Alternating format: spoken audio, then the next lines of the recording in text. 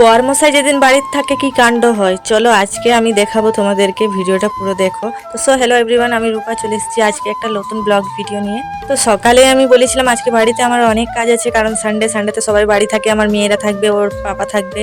তো দেখো সকাল সকালে এই যে কাপড় কাচতে বসে গেছি আমি। অনেক কাপড় আছে, নোংরা স্কুল ড্রেস, আমার দুটো মেয়ের স্কুল ড্রেস আছে, ওদের পরার জামা প্যান্ট আছে, সব কেচে নেবো আজকে। আজকে সকাল থেকে কোনো ভিডিওর ক্লিপ নিতে পারিনি, তো যতটুকু পেরেছি ওইটুকু তোমাদের সামনে নিয়ে এলাম। আমার রান্না বান্না সব কমপ্লিট হয়ে গেছে বন্ধুরা, শুধু বাসনগুলো ধোবো।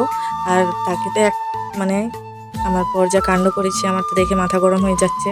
আমি তো খেতেই পারি না, আর করতেও আমার খুব লাগে। তো কি করবো, বরমশাইয়ের অর্ডার মানতে তো হবে আমাকে।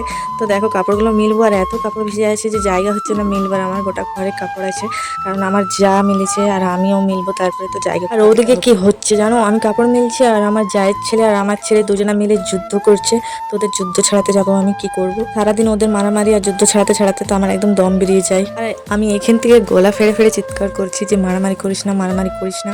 আমার কোনো কথাই শুনছে না। তো সত্যি অন্যদিন যত শান্তিতে ভিডিও করতে পারি, কিন্তু বরমশাই থাকলে অত শান্তিতে পারি না।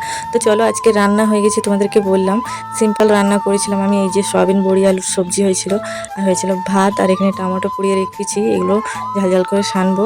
আর এখানে আছে পাকা আম নিয়ে এসছে। এই কাণ্ড হলো আমার বরের। এই দেখো, এবার ভাবলাম আমি চান করব, তখন দেখো কি নিয়ে চলে এসছে। তো এগুলো পরিষ্কার করতে আমার এখন প্রায় 1 ঘন্টা লাগবে। তো এগুলো কি জানো, এগুলো হচ্ছে খাসির ছাট। ছাট না কি বলো তোমরা জানি না, আমি লাড়ি ঘুটি ছাট জানি না। আমি খেতেও পছন্দ করি না, ছাড়াতেও পছন্দ করি না, কিন্তু এখন বরের অর্ডারে সব করতে হবে।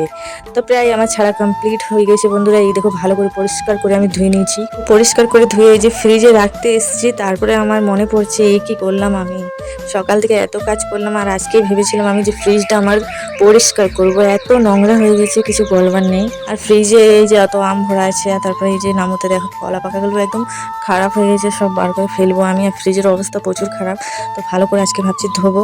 তো জানি না আজকে সময় পাবো কি না, আমি তাও চেষ্টা করব আমি। তো আমি একটা একটা করে সব বার করে নিচ্ছি, ভাবছি পরে দেবো।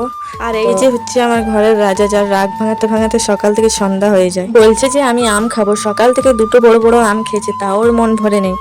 এত আম পছন্দ করে খেতে, যদি আম দেখে নিয়েছে, যতক্ষণ না আমগুলো শেষ হয় ততক্ষণ খুঁজতেই থাকবে। আর এই দেখো ছাদের অবস্থা, বৃষ্টিতে এই পাটাগুলো সব ভিজে গেছে, তো জন্য রোদের শুকাতে দিয়েছে। তো আজকে রোদ দেয়নি, তাও হালকা ফুলকা দিয়েছে। গরমটা প্রচণ্ড আছে। আর কি, মেয়েদের তো শুধু কাজ আর কাজ, সকালে বাসন ধো, রাতে বাসন ধো, আবার দুপুরে বাসন ধো। করে মনে হয় যে একটা কোনো চাকরি জয়েন করেছে, সে চাকরি না করলে হবেই না। আর এই বিস্কুটগুলো ডেবোর মধ্যে রাখতে ভুলে গেছিলাম, দেখো কত পিঁপড়ে লেগে গেছে।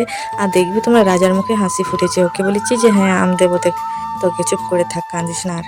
তো আজকের ভিডিওটা এই পর্যন্ত বন্ধুরা, যদি ভালো লাগে তো লাইক কমেন্ট শেয়ার করে দেবে আমার রাজার জন্য। টাটা।